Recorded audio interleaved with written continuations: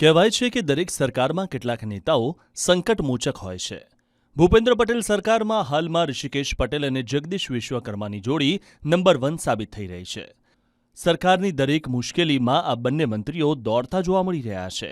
Plane દુર્ઘટનામાં પણ આ બંને મંત્રીઓની કામગીરી કાબિલે દાદ સાબિત થઈ રહી છે. કેટલાક મંત્રીઓ મીડિયા પ્રેમી હોય છે, પણ આ લોકો ચૂપચાપ કામ કરી રહ્યા છે.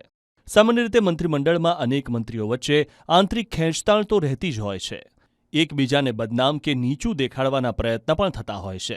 જોકે આજે આપણે મંત્રીઓમાં જોડી નંબર 1ની વાત કરવી છે. રાજ્યકક્ષાના મંત્રીઓમાં ગૃહ રાજ્યમંત્રી હર્ષ સંઘવી અને વન અને પર્યાવરણ મંત્રી મુકેશ પટેલની જોડી છે. કેબિનેટમાં વાત કરીએ તો મંત્રી ઋષિકેશ પટેલ અને રાજ્યકક્ષાના મંત્રી જગદીશ વિશ્વકર્માની જોડી આ અઠવાડિયા દરમિયાન નંબર 1 પર રહી છે.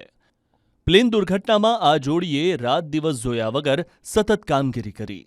બંને મંત્રીઓ સાથેને સાથે જ જોવા મળ્યા છે. આમ તો કડી વિધાનસભાની પેટાચૂંટણીની જવાબદારીમાં પણ બંને મંત્રીઓ સાથે જ છે. જે દિવસે પ્લેન દુર્ઘટના બની તે જ દિવસે બંને મંત્રીઓ કડીના ચૂંટણી પ્રચારને ટૂંકાવી પરત ફર્યા હતા. મુખ્યમંત્રીએ જે જવાબદારી સોંપી તે જવાબદારી બેખૂબી નિભાવી.